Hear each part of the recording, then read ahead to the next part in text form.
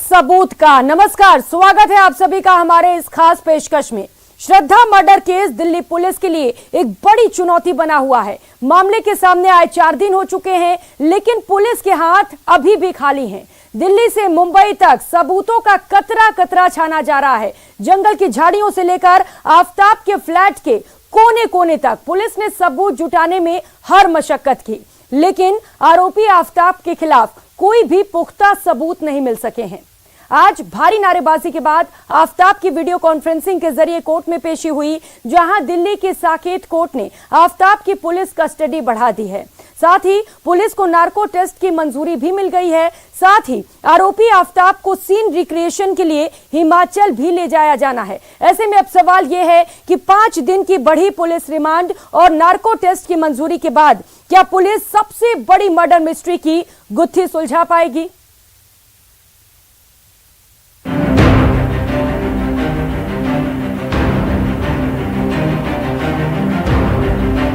आफताब ने भले ही श्रद्धा के कत्ल का एक बाले जुर्म कबूल कर लिया है, लेकिन कानून के तराजू में सबूत तौले जाते हैं। वही सबूत जुटाना दिल्ली पुलिस के लिए अब बड़ी चुनौती बन चुका है। आफताब के खिलाफ पुलिस के पास बहुत अहम ठोस सबूत अभी तक नहीं है, जिससे आफताब को इस मामले में दोषी ठहराया जा सके, श्रद्धा की हत्या की सही वजह का पता लगाया जा सके। श्रद्धा मर्डर मामले में दिल्ली पुलिस किसी भी एक एंगल से बनकर नहीं रहना चाहती, इसलिए उन सभी पहलुओं को टटोल रही है दिल्ली पुलिस जिनसे श्रद्धा की मर्डर मिस्ट्री को सुलझाया जा सके, और इसीलिए साइकोलॉजिस्ट की भी मदद इस पूरे मामले में ली जा रही है। आपको बताते हैं कि आफताब को सजा दिलाने के लिए पुलिस को अभी किन किन ठोस सबूतों की दरकार है।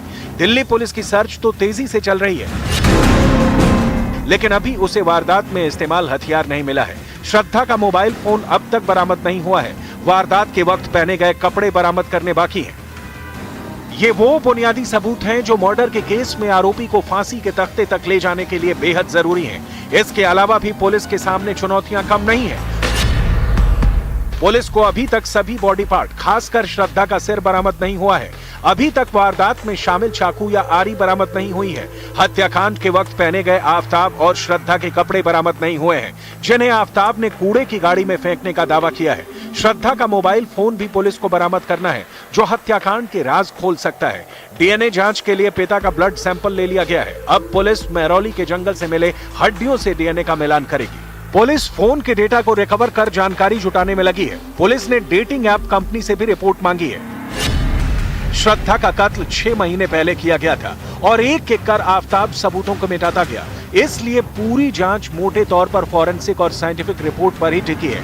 इसी वजह से इस केस में शुरुआती सबूत काफी अहम होंगे, क्योंकि हत्या का कोई चश्मदीद गवाह नहीं है।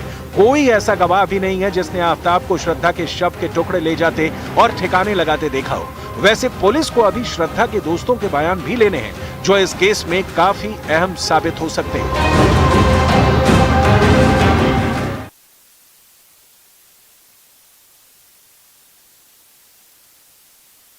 श्रद्धा वॉकर मर्डर केस में आरोपी आफताब अमीन पूनावाला अब भी पुलिस को लगातार गुमराह करने की कोशिश कर रहा है। आफताब के झूठ लगातार सामने आ रहे हैं। उसने इस शातिराना तरीके से हत्या की है कि पुलिस के लिए अदालत में इस हत्या को साबित करना बड़ी चुनौती है।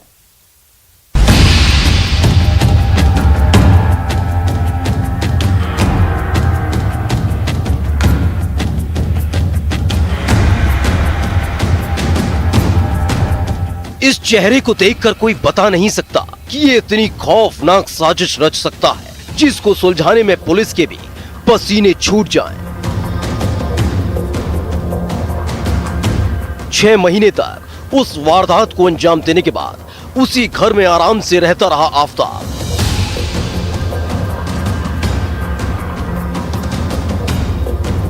और जब जब मौका मिला, एक एक सबूत को मिटाता चला गया।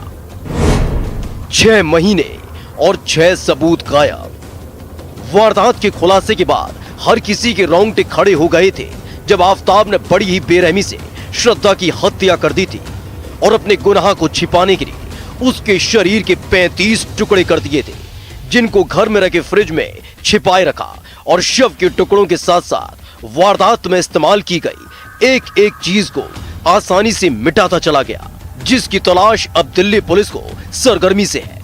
तो वही फॉरेंसिक टीम भी मिले सबूतों की जांच में जुटी हुई है, जिससे इस खौफनाक वारदात के हर पहलू से पर्दा उठाया जा सके।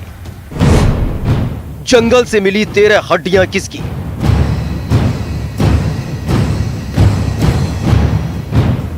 दरअसल पुलिस की गिरफ्त में आने के बाद आफताब ने कबूल किया था कि उसने ही श्रद्धा की हत्या की और उसके शव के 35 टुकड़े कर दिए थे और रात के अंधेरे में एक एक कर मेहरौली के सुनसान इलाके में एक एक टुकड़े को ठिकाने लगाता चला गया।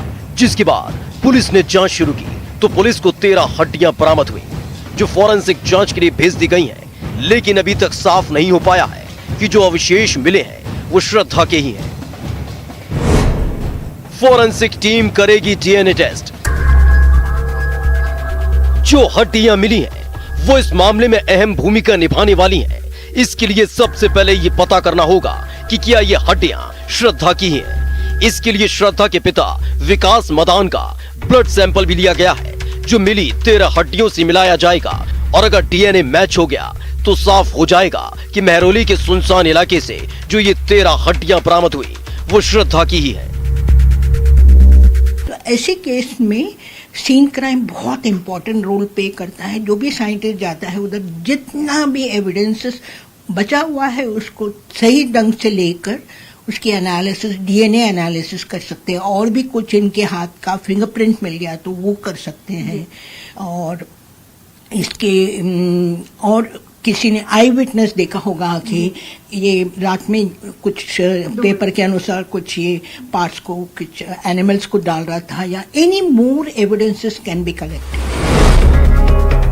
आफताब के फ्रिज की जांच।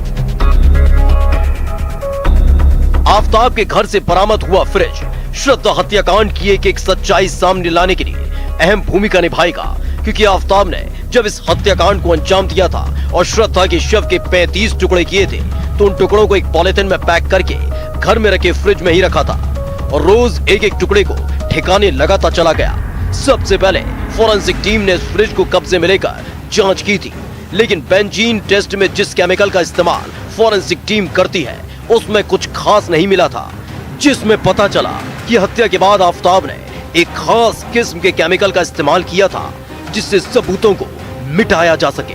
अब फॉरेंसिक टीम फ्रिज की गहनता से जांच करेगी।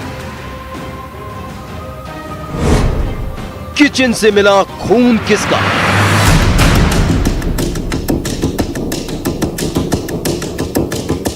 जिस घर में वारदात को अंजाम दिया गया उस घर के कोने कोने में फॉरेंसिक टीम ने बेंजीन टेस्ट किया था। जिस बिस्तर पर श्रद्धा का गला दबाकर और फिर बेरहमी से मौत के घाट उतारा गया था वहां से कुछ भी नहीं मिला, लेकिन किचन के लोअर शेल्फ में खून के धब्बे मिले हैं, जिसका फॉरेंसिक टीम ने सैंपल ले लिया है और जांच के लिए भेज दिया है, जिसमें यह पता लगाने की कोशिश होगी कि आखिर ये खून किसका है। वारदात में इस्तेमाल आरी गायब। दिल्ली पुलिस की गिरफ्त में जरूर आरोपी आफताब है, लेकिन इस वारदात से जुड़े कई सबूत अभी तक पुलिस के हाथ नहीं लगे हैं, जिसमें सबसे अहम सबूत है वो हथियार जिससे श्रद्धा को मौत के घाट उतारा गया और फिर उसके शरीर के 35 टुकड़े आफताब ने किए थे। दिल्ली पुलिस उस आरी को बरामद करने में जुटी हुई है, लेकिन अभी तक पुलिस को वो आरी नहीं मिल पाई है।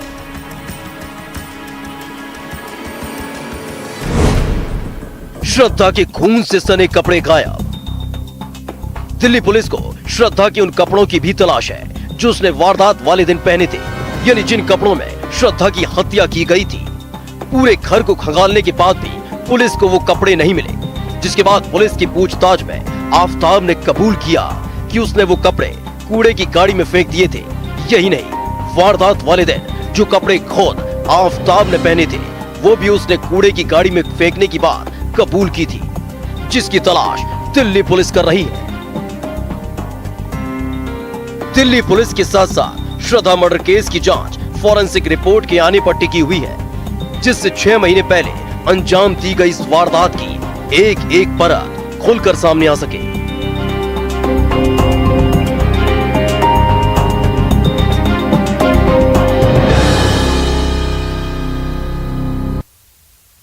तो वही श्रद्धा की हत्या के बाद सबूत मिटाने के लिए सन की खोपड़ी वाला आफताब नई प्लानिंग कर रहा था ताकि पुलिस को चकमा देकर वो पाक साफ निकल सके। देखिए कैसे।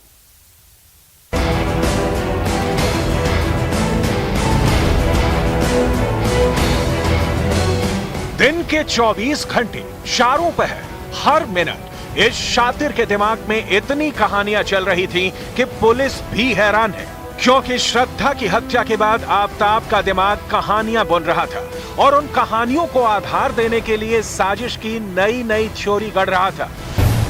और आफताब ये सब कुछ कर रहा था श्रद्धा की मौत का सच छिपाने के लिए, और इसमें वो पूरे 6 महीने तक कामयाब भी रहा, क्योंकि श्रद्धा की मौत के बाद उसकी मौत की खबर पूरे 6 महीने तक ना तो उसके घर वालों को लगी और ना ही श्रद्धा को जानने वाले दोस्तों को।